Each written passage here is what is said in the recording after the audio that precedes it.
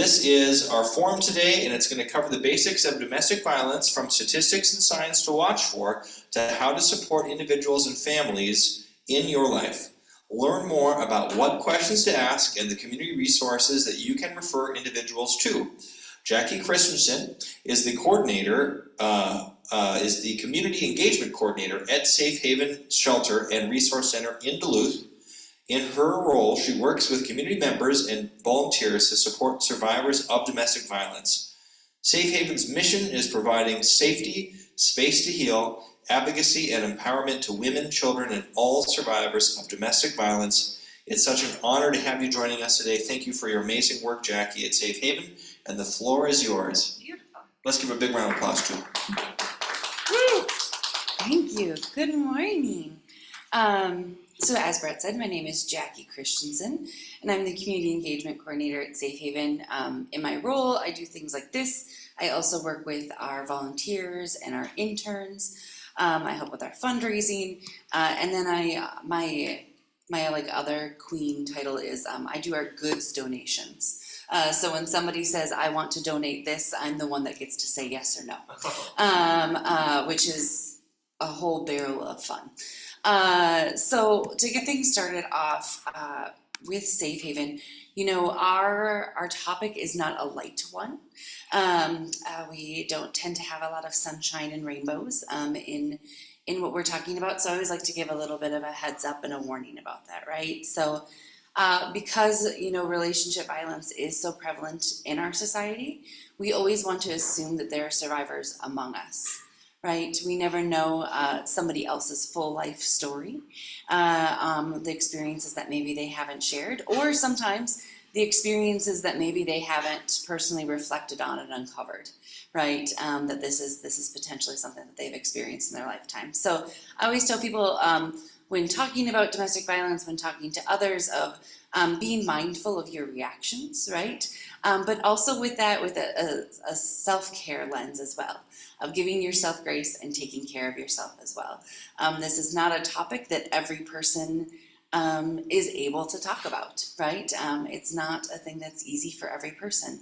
The other thing too is that trauma does not allow us to always react in the way we want to.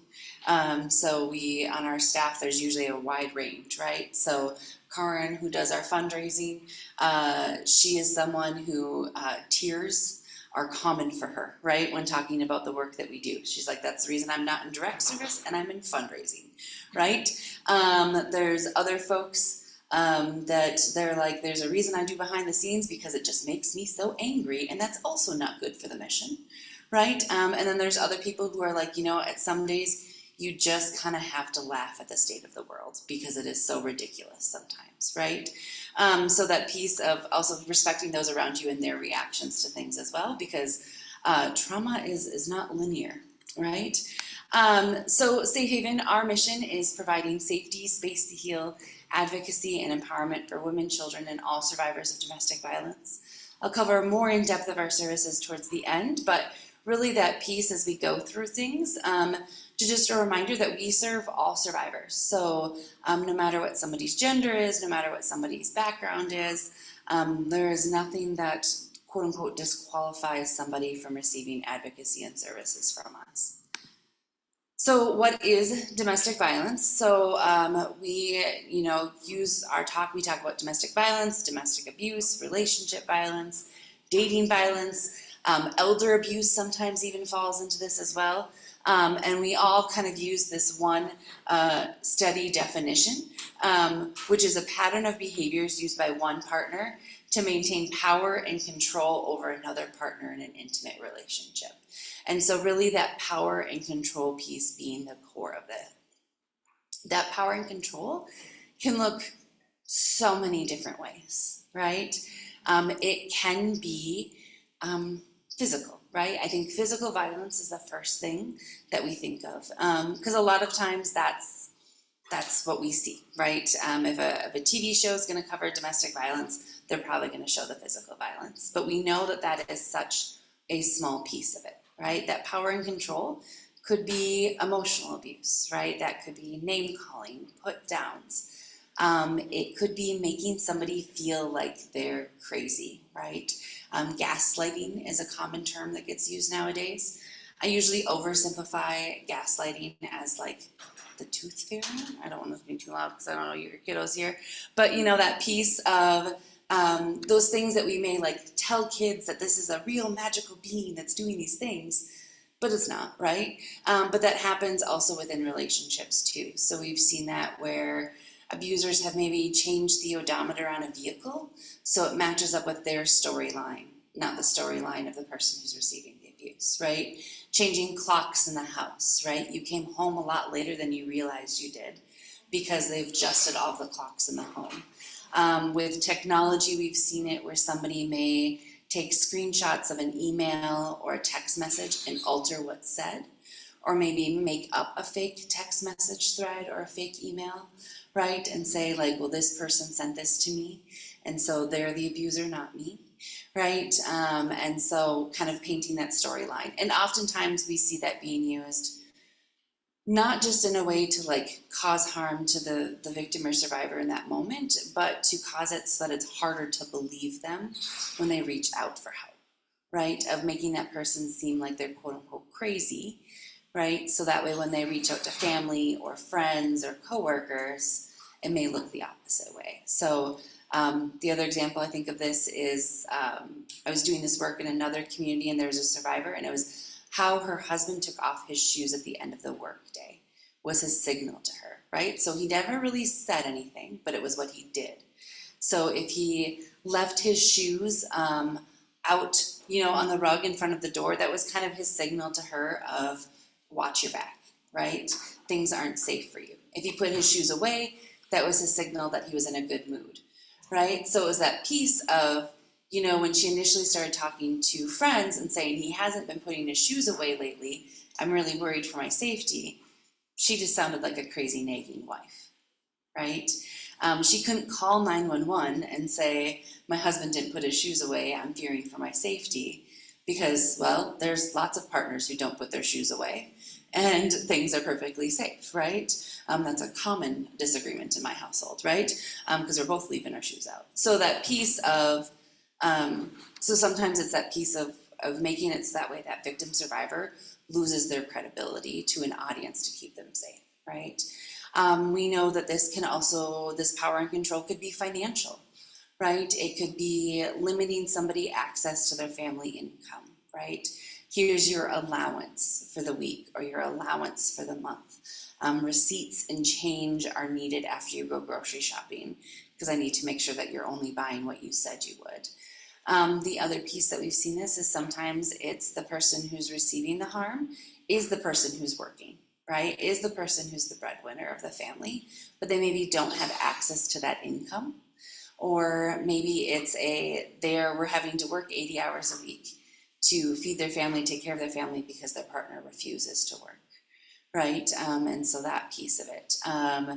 There was one victim survivor who had lived in there's one of the small towns on the range, and her employer didn't have direct deposit, and so you have to go physically pick up the check, and the check is written on the day that she's not scheduled to work.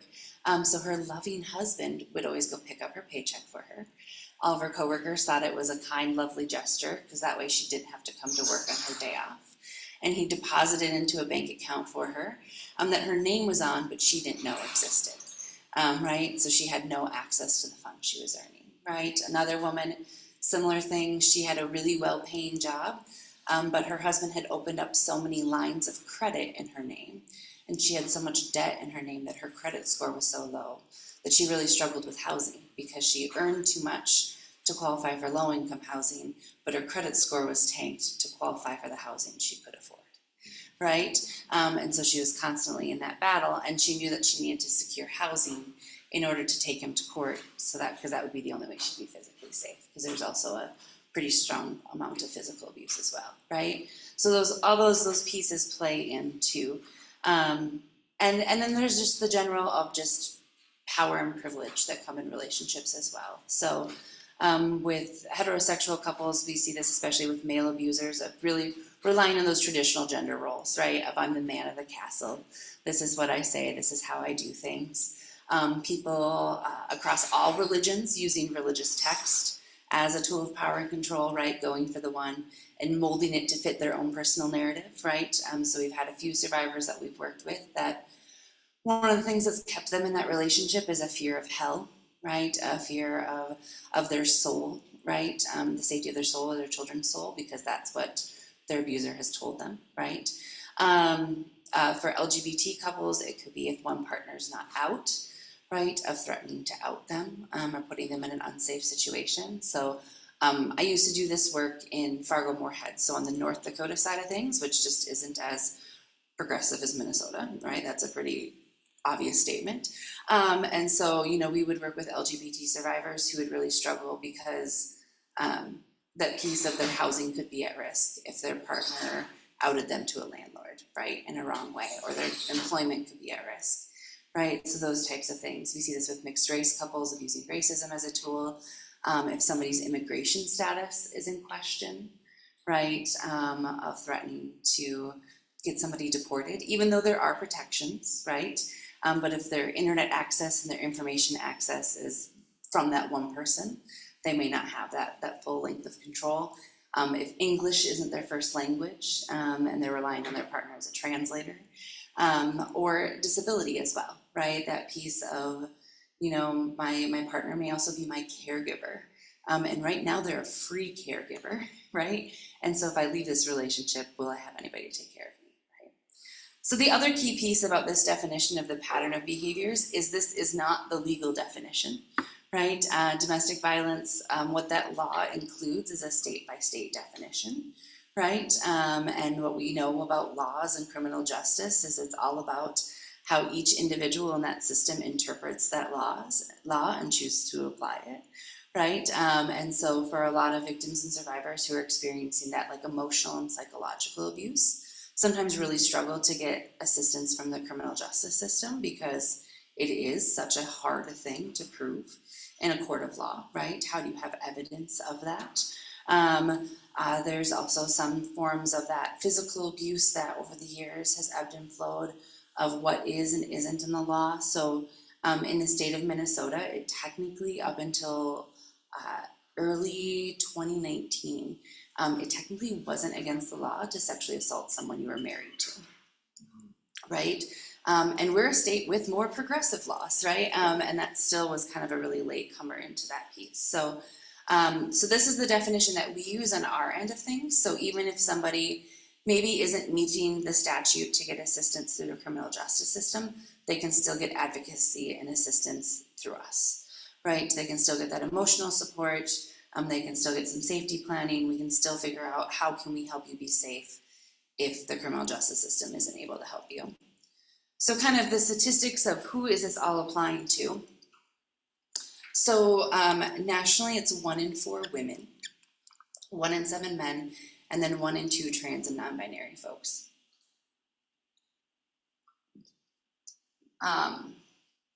The other piece with this is that we know that these statistics are what's across all demographics, right? So this is like the average of everybody. Domestic violence feeds on systems of oppression. So we see communities that have experienced more marginalization. Excuse me. I've got that morning tickle going on. Experience higher rates of violence. Oh.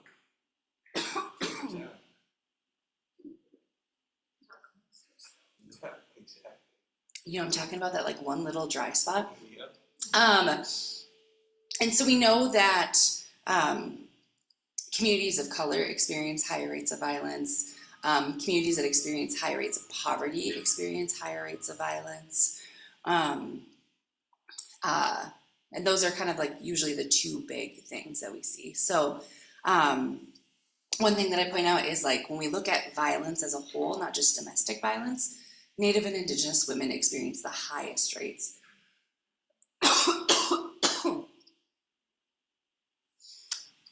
I've been camping for the last 2 days, and I think the smoke is finally getting there. So for Native and Indigenous women, when it comes to violence, not just domestic violence, but violence as like a whole umbrella, it is over 80% of Native women and girls will experience some form of violence. Jan, did you grab a cough drop from me? Gosh, she's always got my back, folks. Jan McGree is a friend to everyone.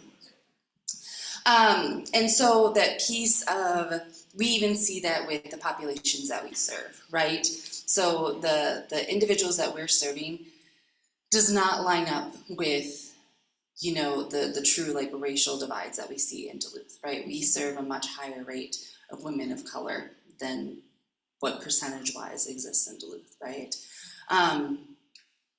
We see this with men. The 1 in 7 men is the one that I think sometimes is shocking to people because they assume that it's not as high as it is. But for men, we know that historically there's a lot of stigma that go around that piece. And it's harder to reach out for support and help with that.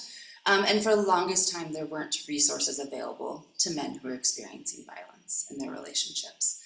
And I think also because for the longest time, we only looked at physical violence, that also made it difficult, right? Because it was that piece of, well, I'm not experiencing physical violence, but also you're being controlled in other different ways, right? There's manipulation happening in different ways. And then for trans and non-binary folks, again, that marginalized identities experience higher rates of violence. The statistic also is that 20 people per minute are physically abused, so 20 people per minute are experiencing some sort of violence in their relationships. 1 in 15 children are exposed to violence in their homes. We know that the rates of child abuse are higher in homes with domestic violence. A little more than 3 women are murdered a day by male partners across the U.S. And women who experience domestic violence have higher risk of serious health conditions. So this is like the one slide that I always have to keep the notes because I can never remember what it is exactly. So women who've experienced domestic violence are 80% more likely to have a stroke, 70% more likely to have heart disease, 60% more likely to have asthma, and 70% more likely to drink heavily than women who have not experienced domestic violence. And this is something that we see within the population that we serve, right? We see this like much higher rate of women who are experiencing diabetes, who are experiencing health conditions, right? And part of this comes down to, you know, a little bit of that intersection of communities of poverty experience higher rates of violence, and we already know that impoverished communities have lower health outcomes, right? But also that piece of, you know, living in chronic stress doesn't help our health. Not having access to health care, right? So victims and survivors who aren't allowed to go to the doctor, who aren't allowed to get preventative care, victims and survivors who have injuries that go untreated or misdiagnosed, or just not having access to health care because it may be that piece of, I can't get on state insurance because I'm still married to them or whatever, but I also can't go to the doctor because I'm under their insurance, right? And so how do I fly under that radar and what do I do, right? So there's sometimes that we're navigating with victims and survivors of how do we get this figured out because there's somebody who's not supposed to know that you're currently in Duluth, Minnesota, but we need you to go to the doctor, but that insurance bill is going to get sent to wherever you're from. Right? And so how do we help you navigate that? And how do we help you take care of those things? There's also lots of barriers that come up for victims and survivors. So when we talk about domestic violence as a whole, for the longest time, because domestic violence was, you know, it's defined as like home violence, right? A lot of times people put up blinders, right? And it was that piece of this is what's happening in someone else's home, so it's none of my business. Right? I don't need to talk about this. When I first started at Safe Haven, one of the first things I did was at St. Luke's, helping with training and updating things with their staff and their task force there.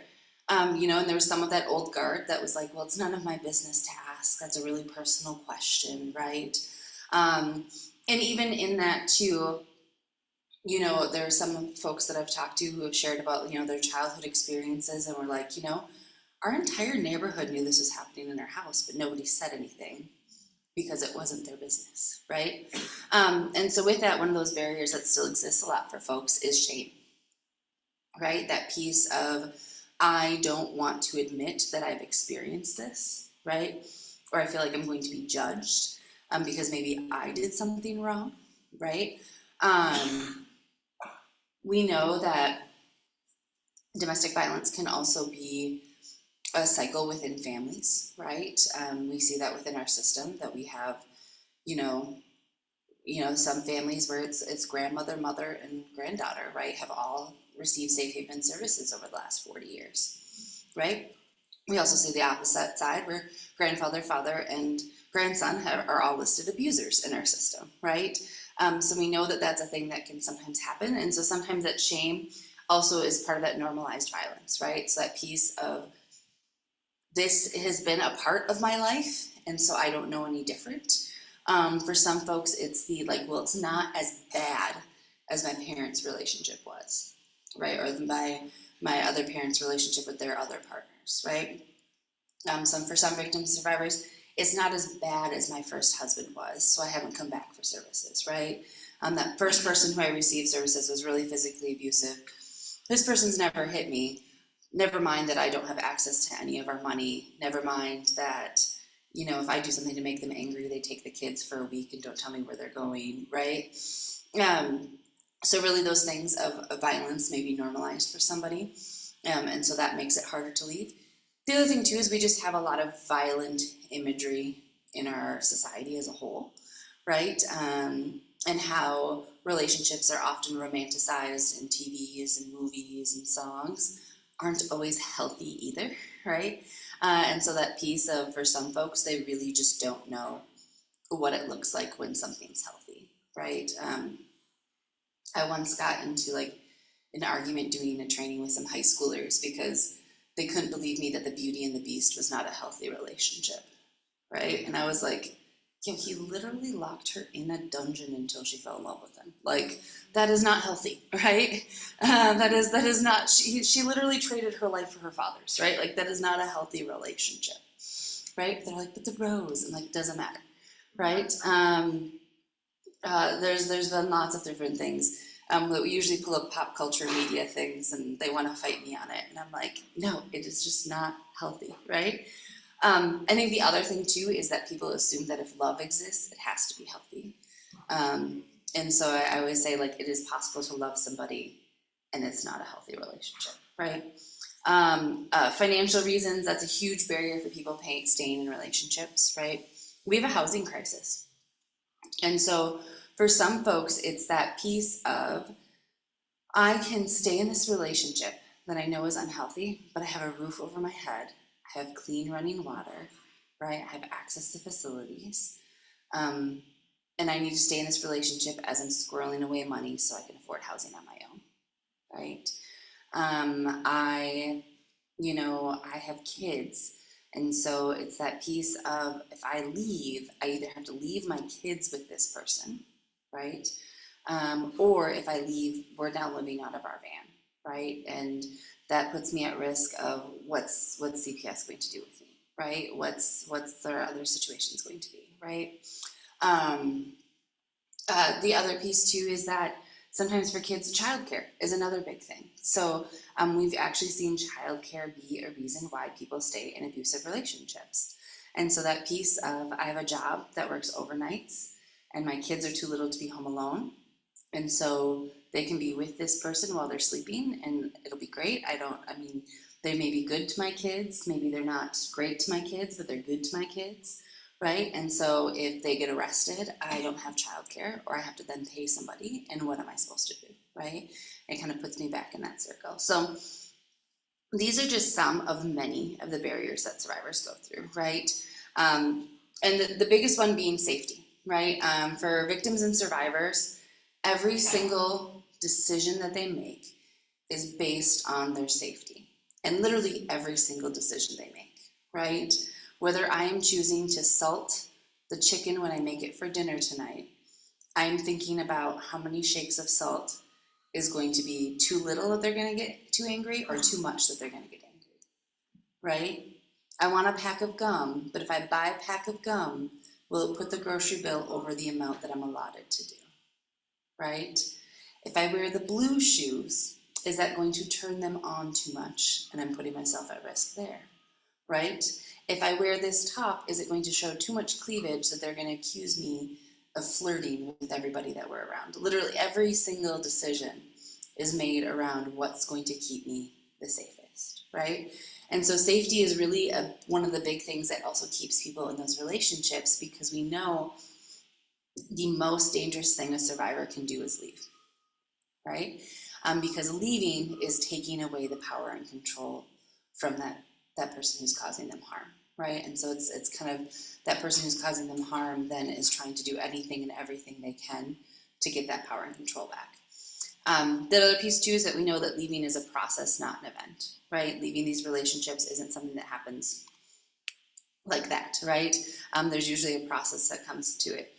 Statistics say it takes an average of like 7 to 10 times for somebody to successfully leave an abusive relationship, right? And we see that with the victims and survivors that we serve, that we have folks that are staying at the shelter multiple times over multiple years, because there are multiple different attempts at leaving that relationship. And there's lots of things that can cause somebody to go back. So talking about all of that, then what do we do at Safe Haven, right? How do we serve those folks at Safe Haven? So again, our mission is providing safety, space to heal, advocacy, and empowerment for women, children, and all survivors of domestic violence. Our shelter is usually the first thing that people think of. So we've been doing shelter in the Duluth community since 1978. We just recently remodeled our shelter in 22. So we now have 55 beds that are spread throughout 20 different bedrooms. And we're a 28-day emergency shelter. And so that's what our like bureaucratic red tape license is, the 28-day emergency shelter. So that is, I like to point that out because sometimes people are like, that's not long enough. And we know that's not long enough, but that is a much larger systems issue that is in progress. But we know that systems issues take time to have effective, meaningful change. So we are serving all victims and survivors of domestic violence, no matter their gender identity. They can bring their kids with them, their pets with them. We've had victims and survivors who, they're staying with us the full 28 days and they get visitation with their kids on the weekends. And so their kids come and stay with them in the shelter on the weekends. We have some victims and survivors that their kids are maybe in foster care or Bethany Crisis Shelter while they're staying with us, right? And so maybe they're doing supervised visitations elsewhere in the community. And we've had victims and survivors who I think are bringing like anywhere from 6 to 11 kids with them, right? Sometimes. And so we make sure we have enough beds and cots and pack and plays to make sure everybody is safe. And then domesticated pets can come as well. So I've seen full litters of puppies. We've also had like pet rats and pet bunnies and chinchillas, a little bit of everything. And at the shelter, we serve over 500 folks annually. And so we take in a large amount of people as well. Guests in shelter are provided with all their basic needs. So all of their meals are provided. Basic hygienes are supplied. We get them their linens, and then kind of help out with any other basic needs as they may come up, right? So babies are getting formula and diapers, right? Feminine hygiene products are given out, and then we kind of work on a case-by-case basis on what people need and what we're able to provide assistance for, or what we're able to collaborate with other community partners to make sure that we get them the resources that they need, right? When somebody's staying in shelter, when they come in, we start off the bat of making sure that we're doing some safety planning with them, and making sure that they know how to stay safe when they're in shelter with us. And then usually folks kind of spend that first week in shelter in a fog, right? Especially if it's their first stay, because it's that piece of maybe it's the first time that they've gotten uninterrupted nights of sleep, right? Maybe they can't sleep because it's not a bed that's their own, right? It's an environment that's not their own. And then usually after that, it's kind of one of two things, right? For some folks, it's that panic of it's been a week. I don't think I can do this. I need to go back, right? For some folks, it's the like, all right, it's been a week. I have only a couple weeks left. I need to get my gears in motion on what my next steps are, right? And we kind of make sure and help people be safe while they're doing that. So we'll get folks emergency 911 phones so they can call, a dud cell phone, right? Our old cell phones, if they can hold the charge, they most likely can still reach a 911 tower, right? And so we have a company that we send donated phones to. They wipe all the personal data of the previous owner out of, they fix them up, match them up with a charger cord, and then ship them back to us. And so we give those out to folks so they can have a secret phone to call 911 if need be. We'll get them then set up with like a safety plan. So what does it look like to be safe for them in their world, right? And so if they are going back to that home with that abuser, right, what can they do to stay safe in that space, right? If they have kids, how can their kids be safe in that space, right? Is there a neighbor that they can talk to? So if things escalate, that neighbor can call 911, or that neighbor can temporarily shelter them until they can get out of there, right? What does that look like?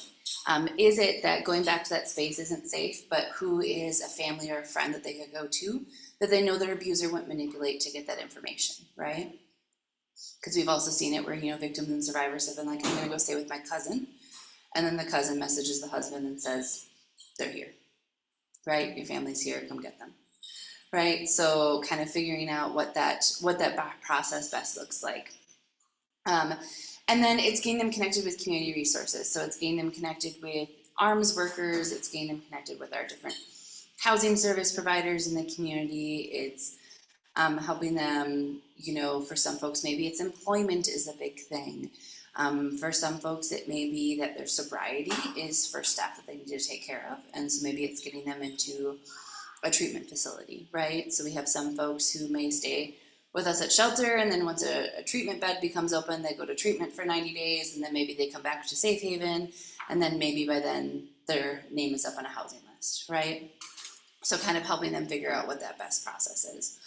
We also do a lot of work and referrals with our other local community shelters. So ACO also has a domestic violence program, Davanougan.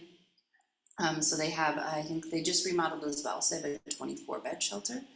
And they do a lot of similar work that we do, but then they also provide specific care for Native and Indigenous survivors. And then CASA is another organization over in Superior, and they have a small shelter as well. So we'll do lots of referrals between the three shelters, right? Sometimes we have families that they've essentially been able to get like 90 days of shelter stay in the Twin Forks community because they've just hopped from one to the other, right? And so trying to get them as much care as possible in that time frame. And so, so we've done shelter forever. In 2009, we opened our resource center. So this is our public facing location. So the shelter, I usually say like the shelter is a well-known secret, right? There's lots of people in the community who are like, I absolutely know where the shelter is at, but we don't publish the address publicly, right? We try to keep that location as confidential as possible. The resource center, however, that is a very public, we share that address with anyone and everyone who will hear it. It is loudly labeled what it is, and so that is on First Street right across from City Hall. And so that location is meant to be full like wraparound services for clients. So we have some individuals who use the resource center who have never stepped foot in the shelter. Their circumstances have been that they didn't need shelter, right? Or maybe their circumstances are they decided shelter wasn't going to be a good fit for them. For some people, going to shelter is terrifying, right? It's that level of admitting help that can be really hard for folks. And for other folks, it's they know that there's a level of communal living that they're just not ready for, right? And that's okay, right? And so the resource center serves a lot of folks also who maybe they stayed at shelter for 28 days and they weren't able to secure housing or whatever it may be, and they can continue to have services for them. Or they've stayed at shelter, they've found their own living digs, they're doing great, but trauma doesn't end, abusers don't quit, and so then they still have resources available to them through there. So at its core, the resource center is a drop-in center. So we have shower on site, we have public restrooms for clients to use. We have minimal laundry, but something is better than nothing. We have a lounge for folks to use, so it has a full kitchen setup with a stove and an oven and a microwave and a full-size fridge and coffee maker. And so for some folks, that kitchen's been used for everything from, the shelter's a commercial kitchen, so clients can't cook their own food at shelter.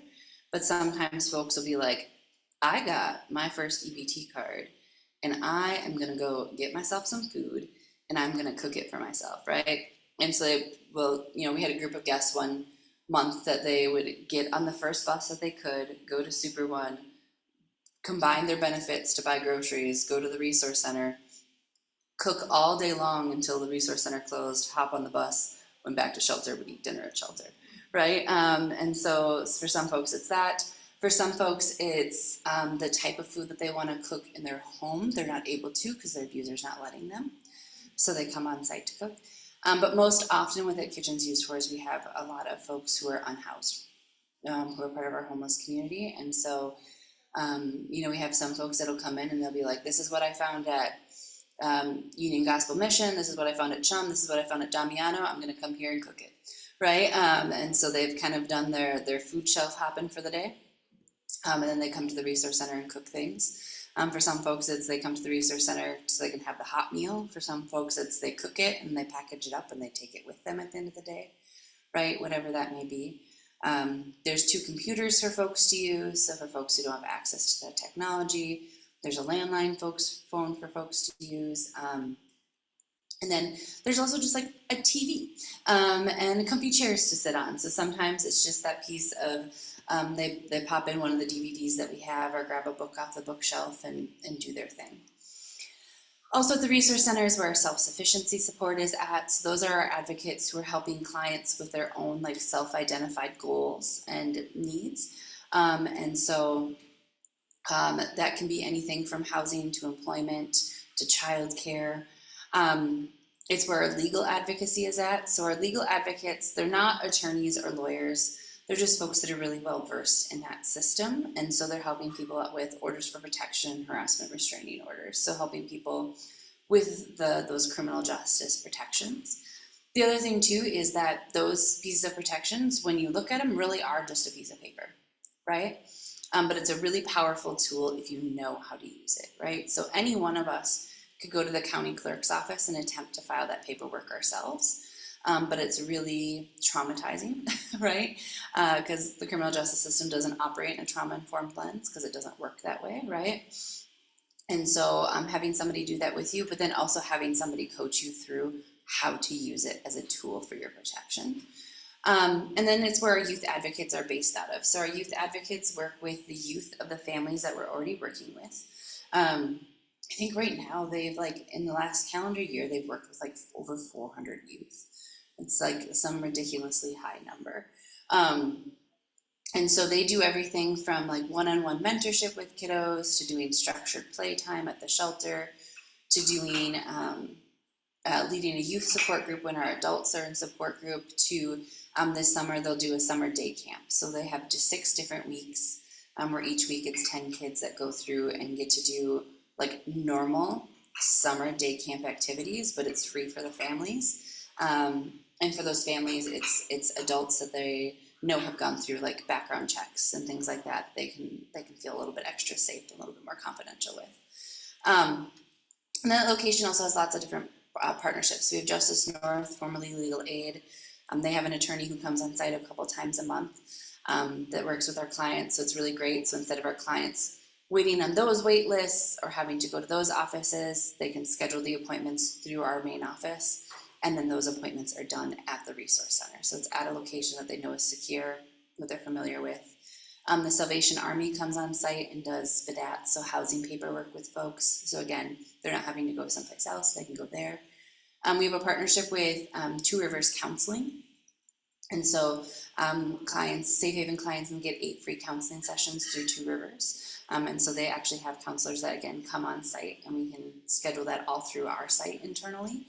And then we have one advocate that actually goes to DPD a couple mornings a week and sits in the investigator's office with the domestic violence investigators. And so collaborates with them to make sure that we're providing some really well-rounded care to victims and survivors on that system. So, and then we have lots of other little partnerships that pop up as well. So we have like a wellness day once a month, and so we usually have different service providers come in and provide wellness activities ranging from like eyebrow waxing to Reiki to like STI testing.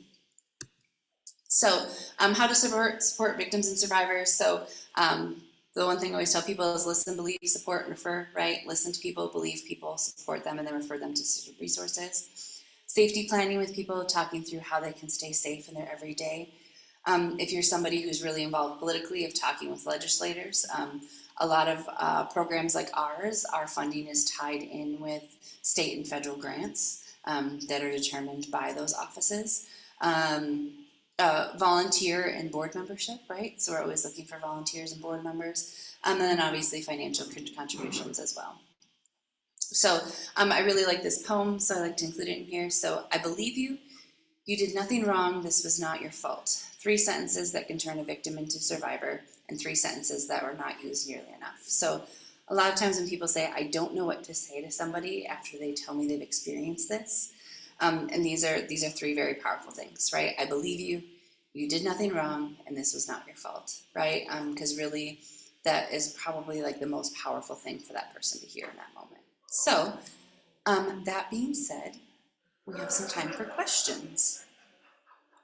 Yes, I've got the microphone here for the audience, but before anything else, just a huge round of applause, Jaci. It's so incredible.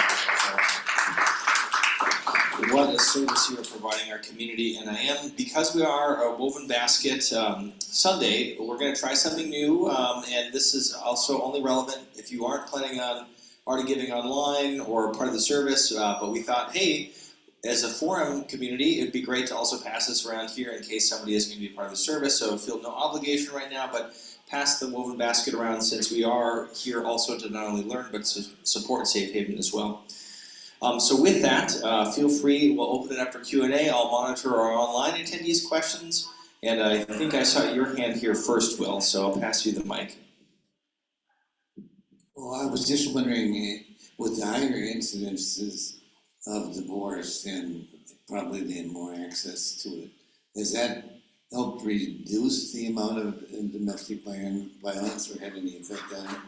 And also, kind of wondering, what are the contributing factors that make domestic violence, say, more prominent today as opposed to, say, 20 or 30 years ago, when I think women today have probably more political power, more power just in their relationships. Yeah. And has that lowered the amount of domestic violence? Yeah. So I don't know if there is exact statistics on the higher access to being able to have divorces and domestic, like what it is, but what we do know is that like communities and states where divorces are easier, rates are lower, right? Because there is a little bit more of that legal protection for somebody to be able to get out of that relationship and not be stuck in it, right? But what we also know is there's this thing called post-separation abuse, which is even after the relationship has ended and they have quote unquote separated, that the abuse continues because kids may still be in play, there may be shared assets. The other thing too is like that person just doesn't cease to exist, right? So there's one victim survivor that I can think of off the top of my head that like her husband lost all of his parental access to her kids, right? She has no reason to see him in her world. She's still, and she's been out for 10 years. She's still occasionally will get panic attacks in the Target parking lot for the fear that maybe he's at Target that day. Right? So that piece of like that still exists. Or we have victims and survivors who it's been years and years and years. And you know, their kid won an award at school and it was published in the paper that there's an award ceremony and now the abuser showed up at the award ceremony, right? So sometimes that's that piece. As far as like rates over the years, it hasn't decreased, right? It stayed same or if not increased over the years. So, I mean, I think part of it also is that abuse 20 to 60 years ago, right? Because domestic violence has occurred all through humanity, right? I think a lot of it was underreported, right? Or not as exposed. And so I think now what we see is that the types of violence there's so many that are so like insidious and ingrained, that either victims and survivors 20, 30 years ago didn't even know to label that what they were experiencing was abuse, or that type of thing just didn't exist. So even with like technology, for example, the type of abuse that happens through technology is insane, right? Victims and survivors being constantly tracked. We had one woman that her ex had figured out how to hack into her smart TV. So every time she turned on her TV, she had a new welcome message. And it was always some sort of insults or watch your back or I'm going to get you or like, how do you love your cat? You know, kind of a thing. And so I think that continues. And I think the other piece too is that the people who are using these types of harm, right? So the people who are causing the harm, it's some sort of like ingrained values and belief system, right? So it's not just like super easy to change that person. That's ingrained in that person. And part of it too is like the victims and survivors that we've seen anywhere from college professors who teach these classes as victims, right? To people who are experiencing poverty, to people who, you know, we have victims and survivors who we didn't work with because they had attorneys and lawyers because they have buku bucks of money, but we know about them because now they donate, right? And so that piece of, you know, they're in high levels of society and it's still happening to them. So I think that there's this piece of, it's just a part of that human condition that any of us are able to be manipulated, right? And so it kind of depends on that piece. What are things we are bringing into We got a question from Carl, that's right. Hi, this is a great presentation, and all of this stuff is needed, you know, with resources and shelter and safety, advocacy, contributions, and so on. But as a former teacher and counselor, I think we're missing something really basic in bringing up kids and teaching counseling. I saw a little bit of it in counseling, but nothing when I was a teacher, in that most of us have been acculturated to that jealousy is okay. Yeah. And jealousy, of course, is about anger and control and manipulation. And this needs to be taught at a very young age. And if we would do that, you know, as parents and stuff. And so I don't expect all of what you're doing to go back and change that. What I'm saying is maybe in a process of sort of re-educating by helping, that this can be changed. It's changing slowly.